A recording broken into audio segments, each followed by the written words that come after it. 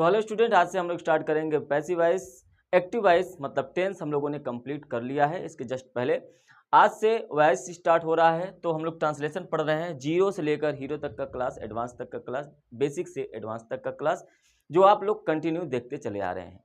तो आज से आपका ये बहुत इसके पहले की क्लास के और आज की क्लास में बहुत ज़्यादा गैप हो गया। उसमें कुछ टेक्निकल इशू था, वो आपको इशू दिख भी रहा होगा। ऐसे में हम लोग जो है आज से क्लासेस को कंटिन्यू करेंगे और सभी क्लासेस जो जितने भी हैं सभी टाइम टू टाइम आते रहेंगे। तो यहाँ पर कुछ सेंटेंस हैं, उसको पहले देखिए और समझने की कोशिश करिए। यहाँ पर लिखा हुआ है कि राम पढ़ाता है। तो अगर आप कहेंगे कि राम पढ़ाता है तो आप साफ साफ देखेंगे कि कौन पढ़ा रहा है, तो आप कहेंगे राम। क्योंकि जब हम लोग टेंस पढ़ रहे थे तो वहाँ पर मैंने आपको बताया था कि जो मेन वर्ब होता है, पढ़ाना है तो मेन वर्ब है। यहाँ पे जो मेन वर्ब होता है उसमें यदि आपने कौन लगा दिया तो आपको पता चल जाता है कि सब्जेक्ट कौन है। तो यहाँ पर अगर ये पढ़ाता है तो कौन पढ़ाता है, तो कहेंगे कि राम पढ़ाता है। तो आपको पता चल गया कि ये हमारा क्या है, सब्जेक्ट है। और जब कौन लगाने पर सब्जेक्ट पता चल जाए तो आप समझ जाइए कि वह आपका एक्टिव वॉइस है। कौन सा वॉइस है? Active voice. तो आप इसको टेंस के अकॉर्डिंग बना देंगे। तो ता है, ती है, आया है, इसका मतलब आप बनाएंगे active voice present indefinite tense में। लेकिन अभी सेंटेंस को पढ़िए कि राम को पढ़ाया जाता है। तो चलिए पढ़ाया जाता, इसमें हम लोग लगाएंगे कौन। तो यहाँ पर देखिए, यहाँ पर जैसे ही आपने कहा कि राम को पढ़ाया जाता है, तो किसको पढ़ाया जाता है, कौन पढ़ाता है ये नहीं पता है। कौन पढ़ाता है ये बिल्कुल भी नहीं पता है, लेकिन किसको पढ़ाया जाता है, राम को। तो किसको ये सब छोड़िए, ये ऑब्जेक्ट का काम करेगा। लेकिन कौन पढ़ाता है ये नहीं पता है। राम को पढ़ाया जा रहा है लेकिन कौन पढ़ा रहा है ये नहीं पता है। इस वाले सेंटेंस में देखिए, खिड़कियां तोड़ी जा रही हैं, कौन तोड़ रहा है नहीं पता है। खिड़कियां तोड़ी जा रही हैं लेकिन कौन तोड़ रहा है ये नहीं पता है। तो ऐसे सेंटेंस में आप हमेशा याद रखिए कि ये आपका पैसिव वॉइस हो जाएगा, जिसमें आपको ये पता ही ना चले कि उसमें काम कौन कर रहा है, तो वो पैसिव वॉइस हो जाता है। अब यहाँ पे देखिए, उसने तंग किया है, क्या लिखा है, उसने तंग किया है। तो तंग किया है, किसने तंग किया है, तो आप कहेंगे कि उसने तंग किया है। लेकिन अगर आप यहाँ पर देखें कि उसको तंग किया गया है, तो आप कहेंगे किसने तंग किया है भाई। जैसे आपने कहा कि यहाँ पर किसने तंग किया है, तो आपने कहा उसने तंग किया है, तो आपको पता चल गया कि उसने। यहाँ पे सब्जेक्ट है एक्टिव वॉइस। तो जब भी आ है, ई है, आता है, तो आप कौन से टेंस में बनाते हैं, परफेक्ट बनाते हैं, प्रेजेंट परफेक्ट। तो यहाँ पर है उसको तंग किया गया है, तो आपने कहा कि भाई किसने तंग किया है, तो आपको रिप्लाई मिल ही नहीं रहा है। किसी न किसी ने तो तंग किया होगा उसको।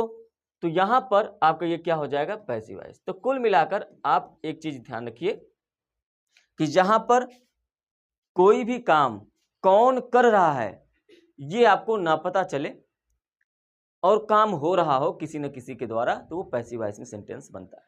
यहां पर सिर्फ मैंने आपको समझाने के लिए दिया था। आगे देखिए, अब यहां पर सबसे पहले एक बात समझिए कि यहां पर हम लोग पैसिव वॉइस पढ़ेंगे, इस बात को आप ध्यान में रखिएगा। पैसिव वॉइस हम लोगों को पढ़ना है। तो जिस तरीके से हम लोगों ने टेंस पढ़ा था, पहले प्रेजेंट टेंस पढ़ा था, प्रेजेंट इंडेफिनिट टेंस उसमें, फिर प्रेजेंट कंटिन्यूअस, फिर प्रेजेंट परफेक्ट, फिर प्रेजेंट परफेक्ट कंटिन्यूअस।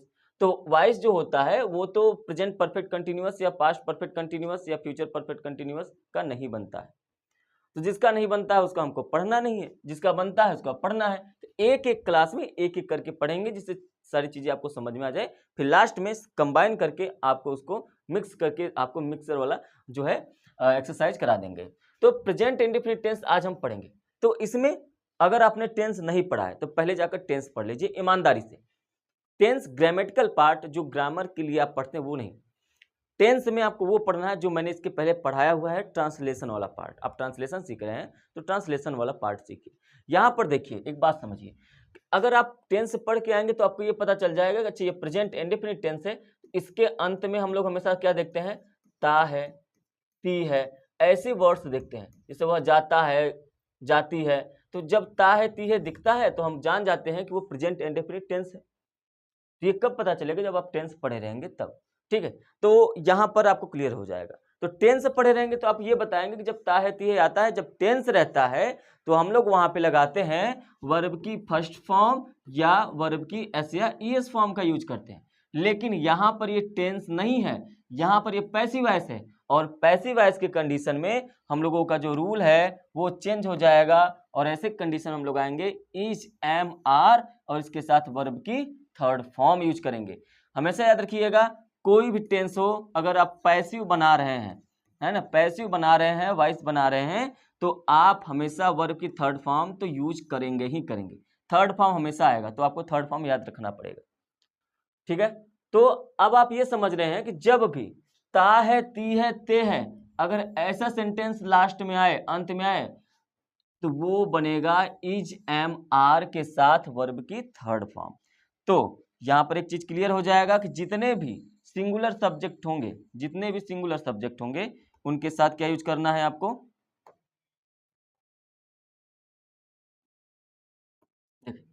जितने भी सिंगुलर सब्जेक्ट होंगे, तो सिंगुलर के साथ आप क्या यूज करते हैं, तो कहेंगे इज यूज करेंगे।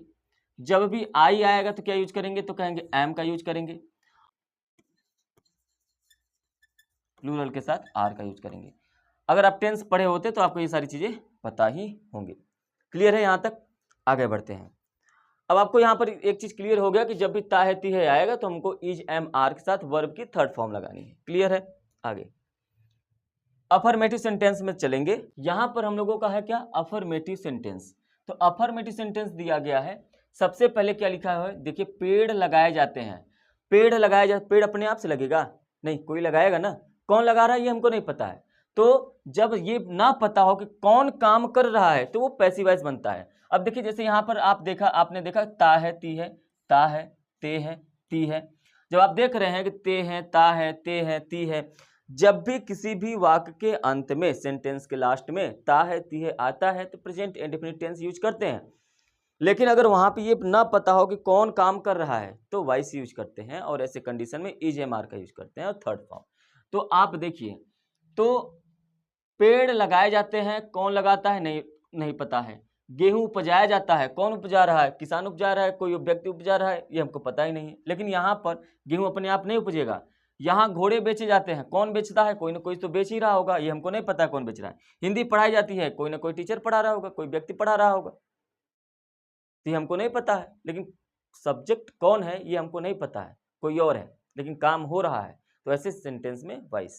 अब आपको क्लियर हो गया हो, तो कैसे बनाएंगे भाई, जब ता है, ती है, पेड़ लगाए जाते हैं, सबसे पहले पेड़ लगाइए। पेड़ लगाने के लिए सबसे आप पहले क्या यूज करेंगे, ट्रीज। यहां पर लिखते हैं ट्रीज, ट्रीज। अब आपको यूज करना है इज, एम, आर। तो इज, एम, आर के लिए ट्रीज आपका प्लूरल हो गया, तो प्लूरल के साथ हमारा लगता है आर। लगाया जाना, लगाया जाना मतलब प्लांट किया जाना, प्लांटेड, क्योंकि प्लांट का थर्ड फॉर्म यूज करना है तो क्या हो जाएगा, प्लांटेड हो जाएगा। इस तरीके से आप बनाएंगे पैसिव वॉइस। ठीक है, नेक्स्ट देखिए क्या है, गेहूं उपजाया जाता है। गेहूं उपजाया जाता है, सबसे पहले किसको लिखेंगे भाई, सबसे पहले गेहूं को लिखेंगे। ठीक है, गेहूं लिख लीजिए, वीट, आपने लिखा वीट, गेहूं उपजाया जाता है। अब जब लिखा हुआ है उपजाया जाता है, तो यहां पर उपजाना मतलब क्या, ग्रो करना। तो ग्रो का थर्ड फॉर्म आपको यूज करना है, लेकिन ये सिंगुलर है, तो सिंगुलर के साथ हम लगाएंगे इज, और ग्रो का थर्ड फॉर्म लगाएंगे ग्रोन। क्या लगा देंगे, ग्रोन लगा देंगे, फुल स्टॉप कर दीजिए। क्लियर। अगर यहीं पर यह दिया होता कि सोहन के द्वारा गेहूं उपजाया जाता है, तो जिसके भी द्वारा लगाया गया होता तो बाई सोहन आप कर देते हैं। ठीक, इस तरीके से सेंटेंस बनता है। तो अभी ये फिलहाल यहाँ पे नहीं दिया है, तो इसको अभी छोड़ के ही रखिए। अभी मैं इसके ऊपर आता हूं। यहां पर देखिए, अगला है यहां घोड़े बेचे जाते हैं, घोड़े बेचे जाते हैं। तो हॉर्सेस, क्योंकि घोड़े हैं, एक से ज्यादा है। अब प्लूरल हो गया तो आर का यूज करेंगे, आपने आर यूज कर दिया। और बेचना मतलब सेल, थर्ड फॉर्म यूज करेंगे सोल्ड। अब आपके पास बचा क्या है, तो कहेंगे बचा है यहाँ। यहाँ का मतलब क्या होता है, यहाँ का मतलब होता है हियर, तो आप लिख देंगे हियर। एक मिनट, हियर। ठीक है, क्या यूज करेंगे, हियर यूज करेंगे। अगला क्या है, हिंदी पढ़ाई जाती है भाई। क्या लिखा हुआ है, हिंदी। तो सबसे पहले लिखिए हिंदी, हिंदी के बाद इज, क्योंकि सिंगुलर है, पढ़ाया जाना, टीच होता है पढ़ाना, इसका थर्ड फॉर्म यूज कर देंगे तो क्या हो जाएगा, टॉट हो जाएगा। अब एक बात यहां पर समझ लीजिए यहीं पर कि अगर इस सेंटेंस में कहीं पर भी अगर यहां पर लिखा होता कि अध्यापक के द्वारा, किसके द्वारा, अध्यापक के द्वारा हिंदी पढ़ाई जाती है, तो आप पहले यही बनाते, हिंदी पढ़ाई जाती है, हिंदी इज टॉट, बस लास्ट में अध्यापक के द्वारा, के लिए आप यूज करते बाई, और टीचर है तो टीचर, तब जाकर आपको फुल स्टॉप लगाना पड़ता, बस यही छोटा सा डिफरेंस है।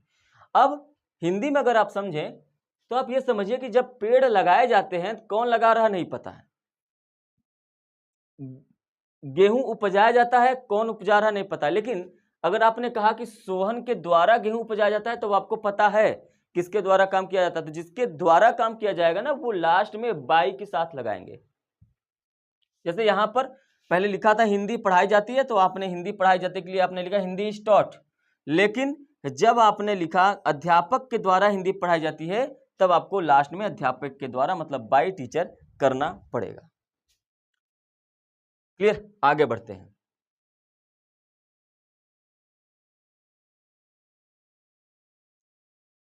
हम लोगों को पीटा जाता है, हम लोगों को पीटा जाता है, तो हम लोगों के लिए क्या यूज करते हैं भाई, तो हम लोगों के लिए यूज करते हैं वी, यहां पर लिख देते हैं स्पेस से बढ़िया वी।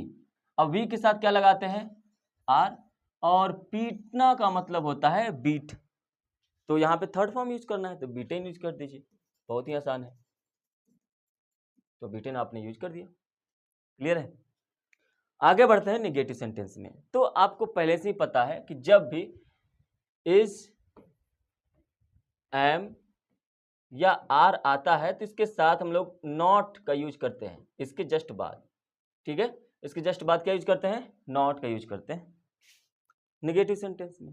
बस आप देखिए यहाँ पे उसे नहीं पीटा जाता है, तो ऐसे कंडीशन में करेंगे क्या आप, तो आप कहेंगे कि उसे नहीं पीटा जाता है, उसे का मतलब क्या, ही, तो आप यहाँ पे कर दीजिए ही के साथ आता है इज, नेगेटिव आया है लगाइए नॉट, उसके बाद पीटा जाता है थर्ड फॉर्म बीटेन, बस इतना ही करना है। अगर ये होता कि उसे पीटा जाता है तो ही इज बीटेन, लेकिन है उसे नहीं पीटा जाता है तो ही इज नॉट बीटेन। यहां छोड़ दीजिए अभी यहां वहां को, अंग्रेजी नहीं पढ़ाई जाती है, तो अंग्रेजी पढ़ाई जाती है आपने क्या बनाना होता, तो आप कहते हैं इंग्लिश, इंग्लिश के साथ इज, पढ़ाई जाती है तो टॉट कर देते आप। लेकिन आप एक चीज ध्यान रखिए, यहां पे लिखा हुआ है नहीं, नहीं का मतलब नॉट, और ये इज एम आर के बाद लगता है तो यहाँ पे आप लग देंगे नॉट, नॉट लगा दिए। लेकिन यहाँ पे एक चीज और बचा है क्या, यहाँ, तो यहाँ के लिए आप लिखेंगे हियर, ठीक है, यहाँ के लिए क्या लिखेंगे, हियर लिखेंगे। आगे बढ़ते हैं इंट्रोगेटिव सेंटेंस। तो इंट्रोगेटिव सेंटेंस को थोड़ा सा आपको समझना पड़ेगा। टेंस अगर आप पढ़ के आए हैं तो मुझे पूरा उम्मीद है कि आपको कुछ भी नहीं समझना पड़ेगा, आपको सारी चीजें बहुत ही हल्के में लग रही होंगी, अच्छे से समझ में आ रहा होगा। ठीक है, देखिए इंट्रोगेटिव सेंटेंस में हमने आपको पहले बताया रखा है कि जब भी इंट्रोगेटिव सेंटेंस की बात हो तो सब्जेक्ट के पहले आपको बस हेल्पिंग वर्ब लगा देना है। इसका मतलब जो भी सब्जेक्ट होगा उसके पहले हेल्पिंग वर्ब लगाएंगे, तो इसका मतलब इज, एम, आर को आपको सबसे पहले रखना है, ठीक है। लेकिन अगर कहीं WH वर्ड भी आ गया, इसके भी पहले आप लिख दीजिए WH वर्ड, बस क्या, क्यों, कब, कैसे को यहां रखना है, इसके बाद इज एम आर लगाना है, उसके बाद जो बच गया तो लिख दीजिए। अब दोनों को एग्जाम्पल की मदद से समझते हैं, पहले समझिए ध्यान से। क्या उसे पढ़ाया जाता है, तो जब क्या शुरू में आ गया ये क्वेश्चन मार्क रहेगा, जब क्या शुरू में ही आ गया तो इसकी इंग्लिश नहीं बनती है 90% केस में। क्या शुरू आने पर उसका व्हाट स्पेलिंग मीनिंग नहीं लिखना है। अब यहां पर नहीं लिखना है तो आप छोड़ दीजिए। इंट्रोगेटिव सेंटेंस आप क्वेश्चन मार्क देख के बनाते हैं। देखें सबसे पहले उसे के लिए क्या लिखेंगे, तो आप कहेंगे सर उसे के लिए हम लिख देते हैं ही, उसे के लिए क्या लिख देते हैं, ही लिख देते हैं।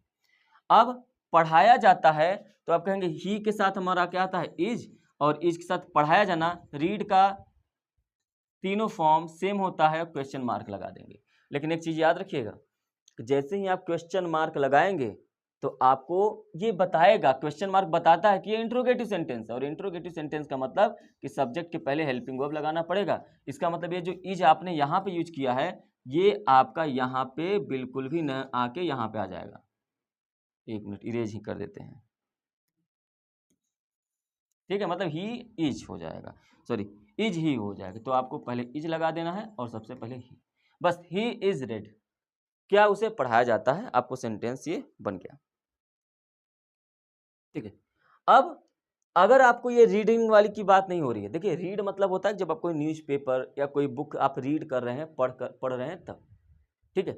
लेकिन अगर आप स्कूल में पढ़ रहे हैं, किसी कॉलेज में पढ़ रहे हैं, किसी यूनिवर्सिटी में पढ़ रहे हैं, कोचिंग में पढ़ रहे हैं, तो पढ़ाया जाना तो टीच होता है। तो ऐसे केस में आप यहाँ पे जब अगर आपको वो समझ में आए तो रीड के जगह पे आप टॉट कर सकते हैं, ठीक है, क्या कर देंगे टॉट कर देंगे। तो यहाँ पर आपको समझना पड़ेगा, छोटी छोटी चीजें हैं। यहाँ पर देखिए फिर है क्या मुझे नहीं पीटा जाता है, तो आप पहले क्या को भूल जाइए, बस इतना बनाइए कि मुझे नहीं पीटा जाता है। मुझे का मतलब क्या है, मी, मतलब आई यूज करेंगे, क्या यूज करेंगे आई। आई के साथ यूज होता है एम। अब क्या है, पीटा जाता है, बीटेन हो जाएगा, थर्ड फॉर्म तो यूज हमेशा होगा, लेकिन नॉट का भी यूज करना है, तो आपने लिखा नॉट और आपने लिखा बीटेन। लेकिन जैसे ही आप लास्ट में पहुंचेंगे तो ये क्वेश्चन मार्क आपको लगाना पड़ेगा। जैसे ही ये क्वेश्चन मार्क लगाएंगे तो इसका मतलब होता है ये एम यहाँ पे नहीं आएगा, ये एम पहले आ जाएगा, बस इतना सा ही आपको चेंज करना है। बस आगे बढ़ते हैं और समझते हैं। इस वाले सेंटेंस में देखिए, यहाँ पे देखिए क्या पहले आया है, नहीं, यहाँ पे क्या पहले आया है, नहीं, है ना। इस यहाँ पे ध्यान रखिए ये क्वेश्चन मार्क है, ये भी आपका क्वेश्चन मार्क है। तो अगर आपका क्या पहले नहीं आया है, लेकिन आप ध्यान से देखेंगे तो यहाँ पर क्या आया है, लेकिन बीच में आया है, कहाँ आया है, बीच में। और यहाँ पर देखिए भी क्यों आया है, बीच में। तो जब भी सेंटेंस के वाक्य के बीच में क्या, क्यों, कब, कैसे, कहाँ, किस लिए अगर आ जाए तो हम लोगों को एक काम करना है कि ये क्या, क्यों, कब, कैसे की इंग्लिश सबसे पहले लिखकर भूल जाइए। इंग्लिश उसकी सबसे पहले लिखकर भूल जाना है। तो हमको क्या यहाँ पे लिखा है, तो क्या की इंग्लिश क्या हो जाएगी भाई, तो आप कहेंगे वॉट। अब आपको समझ में आ गया होगा ये बीच में आया है इसीलिए हम इसको वॉट लिख रहे हैं। अगर ये क्या पहले होता, क्या हमें दिया जाता है, तो आपको नहीं लिखना पड़ता। क्या हमें बुक दिया जाता है, क्या हमें कुछ दिया जाता है, तो ऐसे में आपको नहीं लिखना पड़ता। लेकिन क्या बीच में है, हमने वॉट लिखा, अभी हम भूल जाएंगे। अब हमारा सेंटेंस क्या बना है, हमें दिया जाता है। हमें दिया जाता है, इसको कैसे बनाएंगे, तो सबसे पहले क्या करेंगे भाई, हमें नहीं, हमें दिया जाता है, वी, तो आपको यूज करना ही पड़ेगा हमें के लिए। वी के साथ आता है आर, आप लिखेंगे आर। उसके बाद दिया जाता है, देना मतलब गिव, तो हो जाएगा गिवन, थर्ड फॉर्म। अच्छा एक चीज याद रखिए, क्वेश्चन मार्क जैसे ही लगाएंगे, आपको पता है क्वेश्चन मार्क लगाते ही हेल्पिंग वर्ब को सब्जेक्ट के पहले रख देना है। मतलब ये जो आर यहाँ पर था इसको हटाकर हमको यहाँ पर लिख देना है सब्जेक्ट के पहले, मतलब वी के पहले लिख देना है ना। तो जब आप ट्रांसलेशन बनाए तो इस बात को ध्यान में रखें। ये मैं इसको बार बार बना के इसलिए बता रहा हूँ क्योंकि आपके दिमाग में ये रहे और आप गलती ना करें। गलतियां करेंगे तो समस्या हो जाएगी। तो सेंटेंस बनेगा व्हाट आर वी गिवन, हमें क्या दिया जाता है। अगला है कि तुम्हें क्यों पीटा जाता है। देखिए क्यों बीच में आया ना, क्यों की इंग्लिश हम सबसे पहले लिखेंगे, क्या लिखेंगे, क्यों की इंग्लिश सबसे पहले लिखेंगे वाई। हमने लिखा इंग्लिश इसके क्यों मतलब वाई, सबसे पहले लिख दिया। अब भूल जाएंगे, अब हम भूल गए कि क्यों भी लिखा था। हमें बनाना है तुम्हें पीटा जाता है। तुम्हें पीटा जाता है तो तुम्हें के लिए हम लोग लिखेंगे यू। अब पीटा जाता है, बीटेन, यू के साथ आर यूज करना है और बीट का थर्ड फॉर्म होता है बीटेन। जैसे ये क्वेश्चन मार्क आप लिखाएंगे, आपको याद रखना है कि ये आर का यूज यहाँ पे नहीं होगा, सब्जेक्ट के पहले होगा, तो आर आप यहाँ पे यूज करेंगे और इस कंडीशन में ये आर यहाँ पर नहीं आएगा। तो अब आपको यहाँ पर दिख रहा है कि सेंटेंस बन जाएगा वाई आर यू बीटेन और लगा देंगे क्वेश्चन मार्क। समझ में आया। तो जब आप सेंटेंस को बनाएं तो एक चीज ध्यान में रखिए अपने आप को, ये आर जो आपने यहाँ पे मैंने जो लिखा यहाँ पे लिखने के बाद काट दिए, काटने के बाद यहाँ पे लिखे, तो आपको ऐसा नहीं करना है, आपको समझना है। समझने के बाद डायरेक्ट जब आप जान ही रहे हैं कि आप क्वेश्चन मार्क है तो हेल्पिंग वर्ब को पहले ही लिख दीजिए। ये सेंटेंस के बीच में से ऐसा ऐसा गैप नहीं बनाना है, ठीक है। ये मैं आपको समझाने के लिए कर रहा हूँ जिससे आपको चीज़ें समझ में आए। तो अगर आपने टेंस नहीं पढ़ा है तो पहले टेंस पढ़ लीजिए पूरा, जिससे आपको ये सारे सेंटेंसेस भी आपको समझ में आ जाए, ठीक है।